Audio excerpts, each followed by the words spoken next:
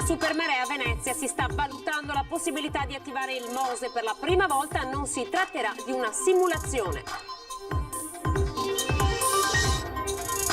Focolaio Covid nell'Alto Bellunese, scatta l'obbligo di indossare la mascherina all'aperto e locali chiusi alle 22, ordinanza nei comuni di Santo Stefano di Cadore, San Pietro e Comelico Superiore.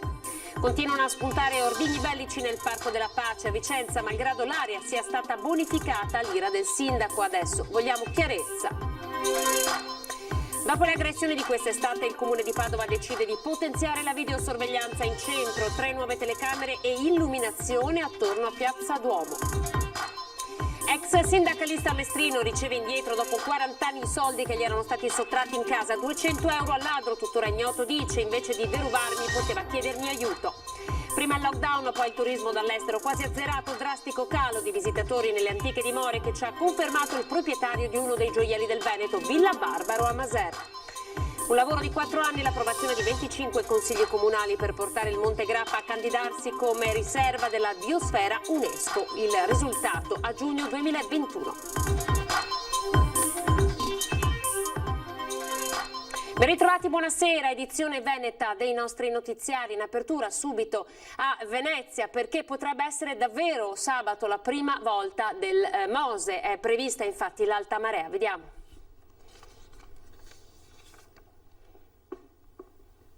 I buoni esiti degli ultimi test effettuati sul MOSE, in primis quello dello scorso luglio alla presenza del Premier Conte, sono oggetto di valutazione per decidere se azionare l'opera proprio tra qualche giorno. Sulla base della tendenza rilevata dal Centro Previsioni Maree, sabato potrebbe esserci un picco di 130 centimetri, condizione che causerebbe un consistente allagamento della città con i relativi disagi e il timore, purtroppo, che possa accadere nuovamente con un 12 novembre. Difficile non pensarci.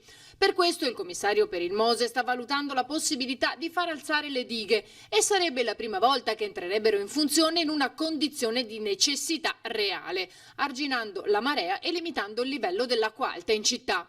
Molto però dipenderà dalle prossime previsioni che potrebbero confermare o meno la tendenza ipotizzata per sabato, ma anche da quanto stabilirà il Comitato Tecnico Amministrativo del Provveditorato, che sta approvando il documento relativo alla procedura di attivazione del MOSE. I tempi sono stretti e al provveditorato c'è fermento per capire se ci siano le condizioni o meno per l'attivazione e con che modalità. Il MOSE non funziona solo con un sollevamento totale, quindi si potrebbe anche decidere per un test parziale. Il cronoprogramma prevedeva tempi più distesi.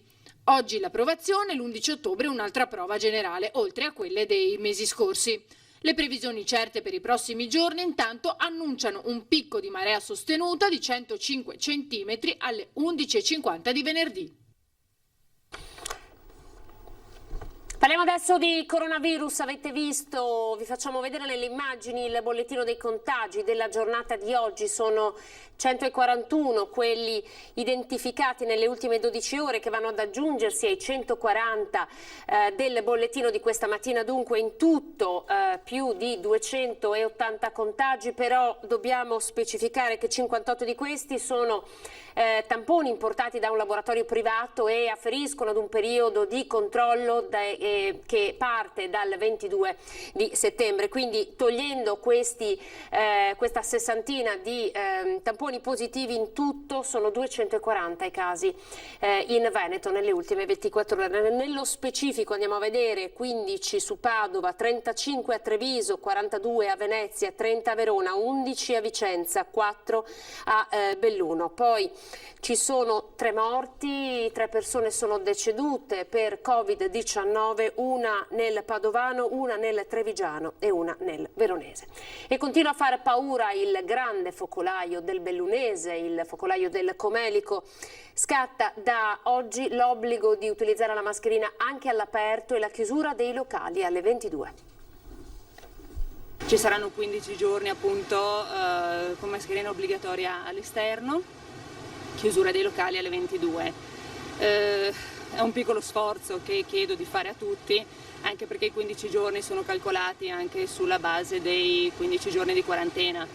Quindi se riusciamo a mantenere tutte comunque quelle che sono le regole, a rispettarle, dovremo sicuramente uscirne, insomma, negativizzarci si spera entro 15 giorni. Santo Stefano e San Pietro di Cadore, le amministrazioni comunali hanno deciso di seguire le indicazioni delle autorità sanitarie e della prefettura ed adottare l'ordinanza che impone mascherine all'aperto e chiusura anticipata dei locali pubblici. Sulla stessa linea anche il primo cittadino di Comelico Superiore, Marco Staunovo Polacco, che pur rammaricato per non essere stato invitato al vertice in prefettura, è intenzionato a seguire comunque l'indicazione dei sanitari con misure restrittive per arginare i contagi. 37 i positivi a San Pietro, 23 a Santo Stefano, 12 a Comelico Superiore. Tutti sono asintomatici, tranne una persona che soffriva anche di altre patologie ed è stata ricoverata. Un focolaio che si è propagato all'interno dei nuclei familiari della valle, estendendosi anche alla vicina Sappada. Una situazione che allarma. È degna di attenzione, ma ad oggi non è preoccupante. Dovremmo essere bravi noi a mantenerla e fare ridurre i focolai con i nostri comportamenti. Mi auguro anche che il focolaio si spenga in fretta e esorto tutti i cittadini a mantenere un comportamento corretto, utilizzare le mascherine e non fare assembramenti e fare quello che ci è stato insegnato negli ultimi 6 mesi. Adesso la notizia che ci porta al focolaio di Oderzo, l'ex Zanusso, con l'interrogazione presentata dal deputato Pitergino della Lega Nord Franco Manzato, chiusura immediata del centro di accoglienza straordinaria di Oderzo. Ho presentato in queste ore un'interrogazione al ministro Lamorgese sulla vergogna annunciata e puntualmente avvenuta nell'ex caserma Zanusso. Il maxi focolaio di Covid-19 scoppiato nella struttura è la prova provata che certa gente non ne vuole sapere un ben nulla delle regole. Alla faccia della sicurezza e della salute dei cittadini di Oderzo, gravemente preoccupati ma anche sdegnati per il rifiuto a sottoporsi ai tamponi opposto dai 70 richiedenti asilo ospiti della Zanusso. Queste le parole del deputato Pitergino della Lega. In un periodo di dichiarata emergenza sanitaria, questa situazione sta esponendo la popolazione a continui, ingiustificati e gravissimi rischi per la sicurezza e la salute. Così Franco Manzato. E ora a Padova andiamo a vedere dove sono stati destinati i positivi dell'asilo notturno al Torresino, perché sono state definite le loro destinazioni finali. Si tratta di 31 ospiti negativi. Allora, quelli che attualmente si trovano ancora all'ex scuola Gabelli, in attesa di concludere i 14 giorni di quarantena, sono stati spostati all'ostello di via Aleardi. Poi, ostello allestito dalla Croce Rossa. 5 donne invece sono state spostate in una struttura messa a disposizione della diocesi, dove rimarranno in isolamento fiduciario in attesa di eseguire un nuovo tampone al termine della quarantena. Restiamo nel Padovano. Dopo le aggressioni di quest'estate, il focus è quello di Piazza Duomo. Il Comune ha deliberato per una nuova illuminazione e l'installazione di 3 nuove telecamere. Più luce e più videocamere, operazione sicurezza in Piazza Duomo a Padova, teatro quest'estate di alcune aggressioni violente e di risse tra stranieri. Il 20 agosto scorso 2 ragazzi vennero pestati per una sigaretta negata mentre erano seduti sul muretto davanti al Duomo. A fine giugno invece un albanese venne accoltellato da un connazionale al termine di una lite. L'amministrazione comunale ha deciso così di potenziare sia l'illuminazione attorno e dietro la piazza, in via Dietro Duomo e via Obizzi, con 12 punti luce, di aggiungere anche 3 nuove videocamere di sorveglianza nell'angolo più buio dell'Arco Valaresso, proprio dove si è verificato l'accoltellamento di giugno. Il mio obiettivo, che è quello di migliorare la qualità della vita dei nostri cittadini, non può non passare attraverso la prevenzione, quindi l'occupazione positiva degli spazi, l'illuminazione e la videosorveglianza. La nuova illuminazione sarà tutta LED e in alcuni punti storici verranno posizionati lampade decorative in armonia con quelle già presenti in Piazza Duomo. Una città bella e più sicura, spiegano l'assessore alla sicurezza e il vice sindaco, che hanno già fatto approvare il progetto in giunta e dentro 4 settimane ci sarà l'installazione di luci e telecamere. Prossimi interventi in questa direzione nel rione di Mortise e in Piazza Mazzini. Stiamo predisponendo un piano per l'illuminazione della città molto importante, perché il concetto che esprimevo prima, una città più illuminata, una città più sicura e una città più bella, è estendibile non solo in Piazza Duomo ma anche nei nostri quartieri. Il prossimo punto è il Parco delle Farfalle. Allora, c'è stato un incidente stradale, un incidente mortale, siamo lungo la A27 tra il casello Treviso Nord e Conegliano, abbiamo ancora poche informazioni a nostra disposizione, vi facciamo vedere l'unica foto, è stata inviata dai vigili del fuoco, c'è un deceduto mentre altre 2 persone sono state portate all'ospedale, l'incidente è accaduto intorno alle 17:30, dunque proprio questo pomeriggio, poi avremo nuove informazioni, ve le forniremo nel corso di questo e dei prossimi notiziari. Andiamo nel veneziano. Derubato 40 anni fa, rientra a casa e trova una sorpresa. La singolare vicenda capitata ad un ex sindacalista di Mestre. Un rimorso durato 40 anni. Aveva rubato 400.000 lire al signor Di Cataldo che al tempo, quasi trentenne, abitava con altre 3 persone in un appartamento di Mestre e a distanza di tutto questo tempo glieli ha restituiti. Quando l'altra sera Di Cataldo, ex sindacalista, è rientrato a casa, ha trovato una busta. Non c'era il timbro delle poste, quindi penso sia stata consegnata a mano, anche se aveva 2 bolli, ma era indirizzata a mia moglie, a dire il vero. Io tranquillamente l'ho aperta e ho visto che c'era una lettera anonima che diceva praticamente che dove abitavamo noi molti anni fa, più di 40 anni fa sostanzialmente, in rampa cavalcavia c'erano stati rubati dei soldi che adesso venivano restituiti e insieme nella busta c'erano 200 euro. Al tempo lo stipendio veniva consegnato in busta, quindi Di Cataldo l'aveva messo nel comodino. Il ladro sapeva dove cercare, ma forse non era a conoscenza che solo il mese prima la sua vittima era già stata derubata, questa volta dell'intero stipendio a bordo di un bus. Di Cataldo non ha mai pensato che la porta a quel ladro l'aveva aperta proprio lui. Mi amareggia molto. Cioè, o era una persona in gravissima difficoltà e io non l'avevo capito, e anche questo mi dispiace perché insomma in quell'epoca la casa in cui vivevamo era frequentatissima da molte persone, amici, gente di sinistra, comunisti, riunioni, discussioni, insomma cose simili.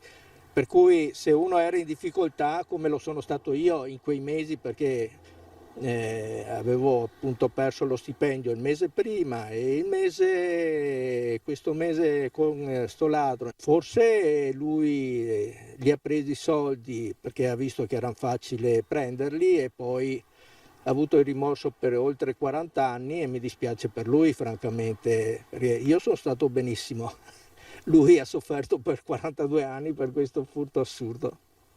E quindi se magari questa persona ci sta guardando, lei si sente di dirgli qualcosa?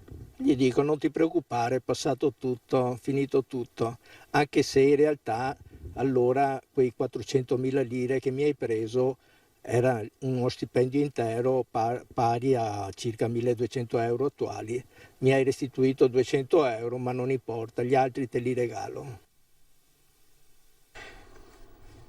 Ci spostiamo a Vicenza, al Parco della Pace, dove continuano i ritrovamenti di ordigni bellici nonostante la bonifica. Allora il sindaco Francesco Rucco chiede delle spiegazioni. Parco della Pace disseminato di relitti bellici della Seconda Guerra Mondiale. Continuano senza sosta i rinvenimenti di nuovi ordigni. Solo da metà agosto ad oggi, fine settembre, sono state oltre 30 le bombe ritrovate, tutte tra 40 e 50 cm di lunghezza e 10 cm di diametro. Ritrovamenti fatti dalla ditta che è al lavoro nel cantiere del nuovo atteso parco cittadino e che polizia e carabinieri hanno preso in consegna per poi far brillare.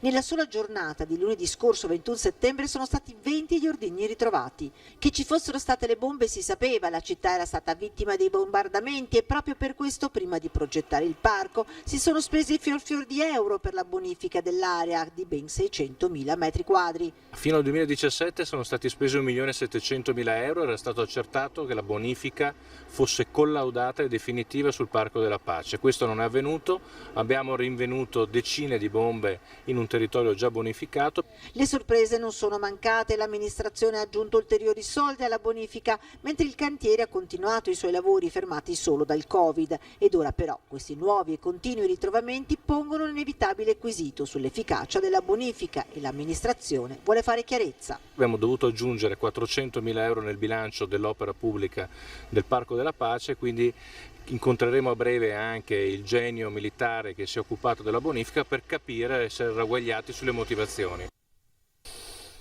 Ed ora a Treviso con la nuova applicazione, si chiama Treviso Sicura, è pensata dal comando, realizzata da un privato, e poi l'utilizzo di termocamere per il controllo del territorio e la prevenzione dei furti. Vediamo. La tipologia, in questo caso stiamo parlando di un furto con un messaggio. La Polizia di Treviso consegna ai cittadini un'arma in più, un'applicazione ideata dal comando e realizzata da un'azienda privata a titolo gratuito come strumento di prevenzione sul territorio. Praticamente un canale per segnalare presenze sospette oppure furti, per mappare la città ed adattare così specifici interventi. Questo ci permetterà di conoscere le motivazioni per cui quelli che sono dei criminali professionisti, perché di questo si tratta, hanno scelto quell'edificio, hanno scelto quel quartiere, hanno scelto quell'ora. Quindi in base alla mappatura poi aumenteremo naturalmente i controlli e segnaleremo eventualmente all'ufficio tecnico se c'è la necessità di implementare anche l'illuminazione pubblica, ma avviseremo anche il cittadino privato magari per degli edifici che possono favorire l'arrampicata dei ladri. Oltre all'applicazione Treviso Sicura, che sarà attiva a partire dalla prossima settimana, il comando si è dotato di strumenti sempre più sofisticati di controllo del territorio. Questa è una termocamera che identifica la presenza umana attraverso la rilevazione del calore nell'ambiente, poi il drone, anche questo dotato di termocamera. Specifici agenti a Treviso sono stati formati apposta per il loro utilizzo e per il rilevamento delle impronte digitali. Non aspettiamo di vedere le pagine dei giornali piene di notizie legate ai furti, interveniamo prima con pattuglie dedicate, con tecnologie dedicate e anche con una nuova app. Grande attenzione da parte dell'amministrazione al comando, perché attraverso strumentazioni nuove e dotazioni nuove possiamo dare più servizi. Ai controlli di terra si aggiungono la nuova figura del security manager, incaricato di gestire al meglio il sistema di videosorveglianza e di interagire con le altre forze dell'ordine. Insomma, un investimento consistente che risponde ad una precisa politica di intervento sul territorio. Già nella giunta di ieri abbiamo fatto la richiesta di altre 15 telecamere, quasi tutte posizionate nei quartieri e ancora con qualche unità in centro storico. Interverremo in tutte quelle zone che sono oggetto di segnalazioni. Nel veneziano ora, perché le località balneari fanno squadra con le altre realtà turistiche italiane per chiedere lo status di città balneare, una condizione giuridica reputata indispensabile per poter superare i tanti problemi che questi comuni devono attraversare ogni estate. L'obiettivo è il riconoscimento dello status di città balneare.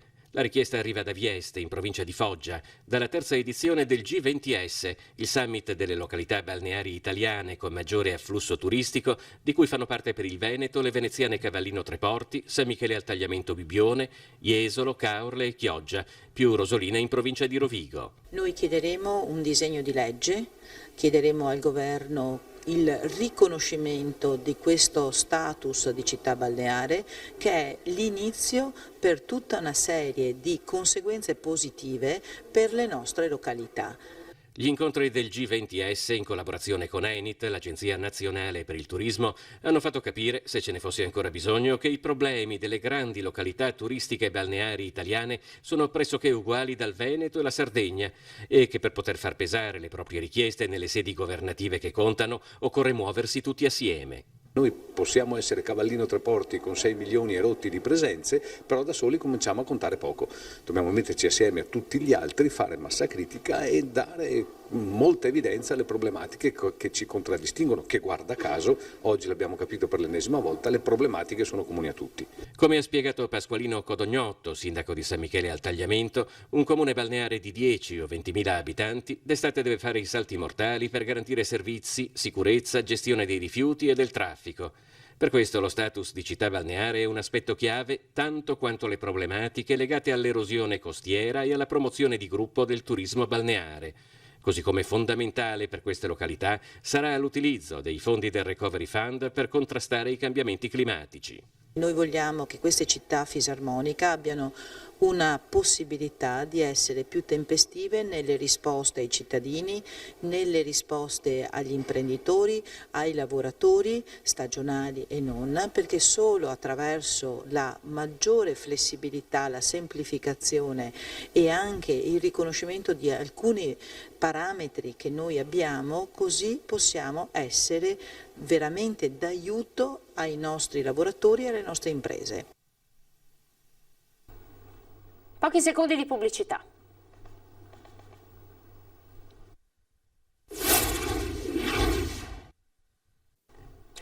Eccoci, ripartiamo dalle ville venete che con il Covid hanno risentito pesantemente degli introiti e soprattutto anche con il turismo dall'estero praticamente azzerato. Ce lo racconta il proprietario di uno dei gioielli di una villa del territorio, ovvero via Villa Barbaro a Maser.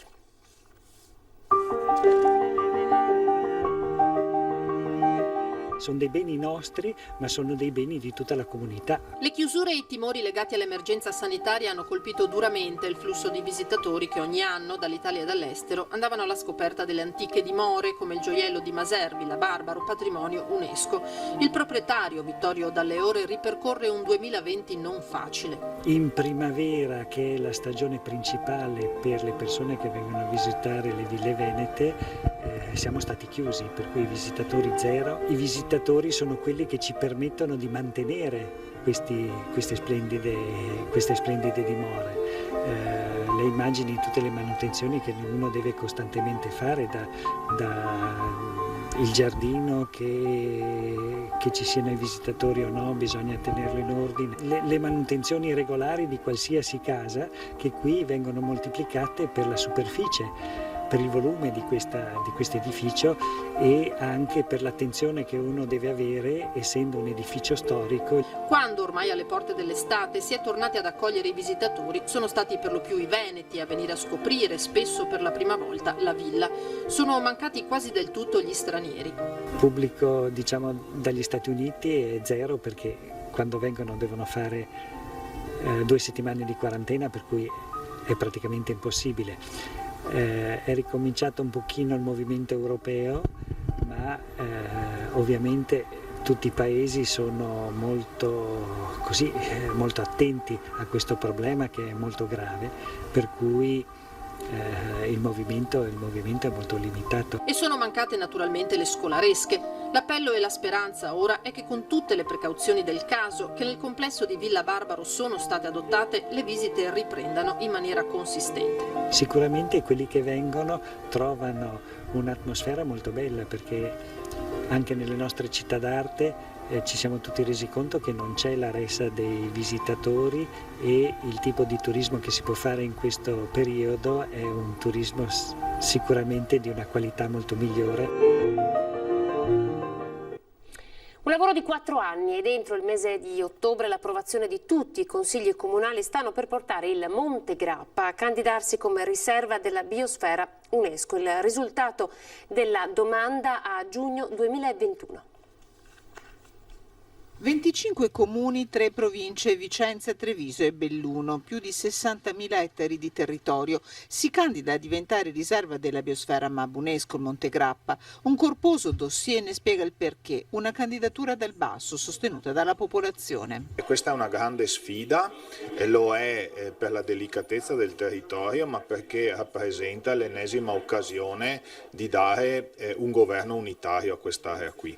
E quindi partendo dalla parte sommitale, in cui esistono tutta una serie già di vincoli che sono già stati apposti, ma che possono diventare occasione di valorizzazione con una governance unitaria e di sviluppo, diventa particolarmente importante. Fino ad oggi il massiccio del Grappa ha di fatto diviso le 3 province. Con questa candidatura invece si cerca di fare squadra e credo che la forza di questa candidatura parta da 2 aspetti. Uno, che i territori autonomamente in questi anni hanno lavorato per valorizzare questo territorio. La seconda, che c'è la consapevolezza che facendo squadra riusciremo a valorizzare un territorio che ha straordinarie potenzialità. Venerdì la presentazione, poi la parola passerà ai consigli comunali dei 25 comuni che entro ottobre dovranno approvare il dossier. A novembre la candidatura sarà inviata al Comitato Tecnico Nazionale. Sono 152 per l'esattezza i progetti che fanno parte del dossier, presentati da 76 soggetti, già appunto in essere nel territorio, che si svilupperanno anche nei prossimi anni. E le aree di pertinenza sono principalmente 3, che corrispondono anche alle funzioni della futura riserva biosfera. Abbiamo la parte di conservazione, tutela del paesaggio, degli ecosistemi e della biodiversità. Il secondo filone di lavoro è quello della sostenibilità, che riguarda più il mondo impresa, e il terzo sono tutti quei progetti legati al mondo della formazione e dell'istruzione. Siamo assolutamente consapevoli, anche perché siamo in costante contatto con il Ministero dell'Ambiente, che il percorso che stiamo facendo è nella giusta direzione e si tratta soltanto di rispettare le tempistiche così come abbiamo fatto da 2 anni a questa parte. A giugno 2021 il territorio del Monte Grappa conoscerà il risultato. Siamo alle previsioni del tempo, grazie per essere stati in nostra compagnia, arrivederci.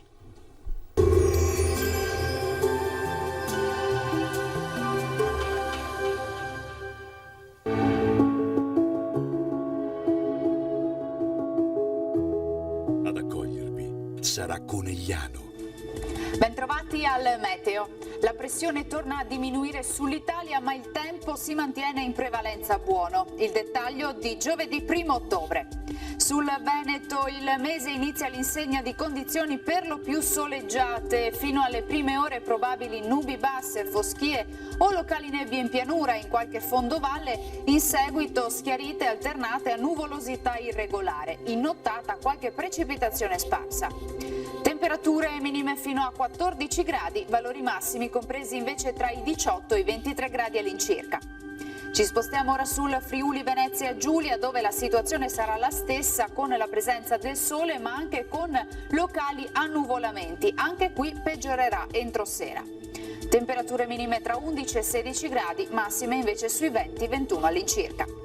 Ci spostiamo infine sul Trentino Alto Adige, qui avremo un ampio soleggiamento salvo per addensamenti sui settori di confine. Temperature minime sui 10-11 gradi, massime sui 21-22 gradi. Dal meteo di Antenna 3 per ora è tutto, grazie per l'attenzione e arrivederci.